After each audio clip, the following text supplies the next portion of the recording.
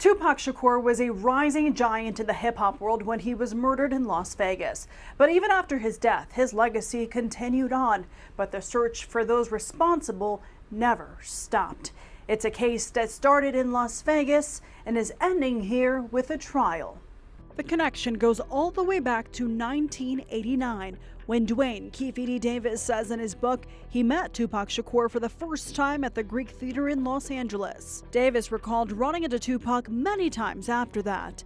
But when Tupac released his hit song California Love, Davis said the lyrics didn't sit right with his gang, the Compton Southside Crips. But Tupac was already a rising star. I'm gonna give everything I can.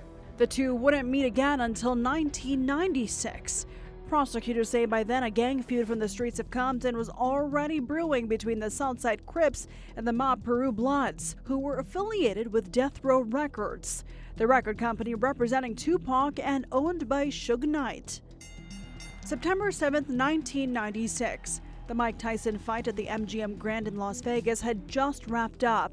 Tupac was there with his crew and Davis was there with his. But inside the lobby, a fight broke out. Davis's nephew was jumped by Tupac and Suge Knight. Some level A East Coasters came in there. Like, Keffe D, they just jumped on lane. Like, whoo. They said, the Death Row, Tupac them. You gotta be. In his book, Davis wrote, "We couldn't let no record company studio gangsters do us like that."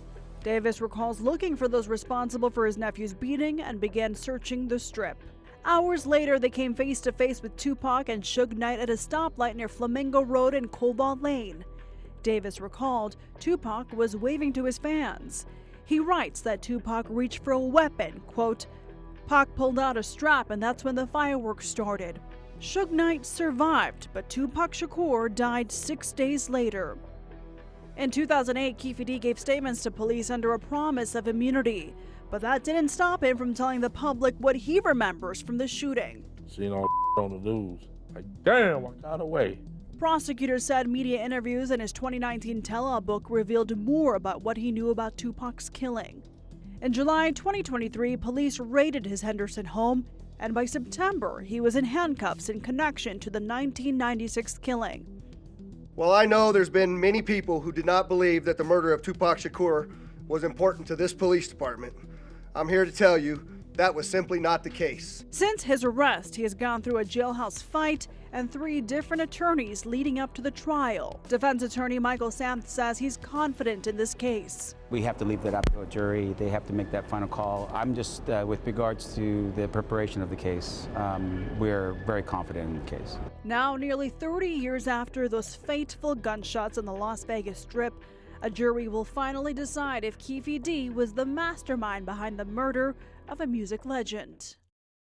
That trial is set to start August 10th. I'll be covering it from the courtroom and from Fox 5. And every week, I'll be bringing you up to speed on the key moments from the trial from our Fox 5 podcast room. I'm Victoria Saha, Fox 5 News, local, Las Vegas.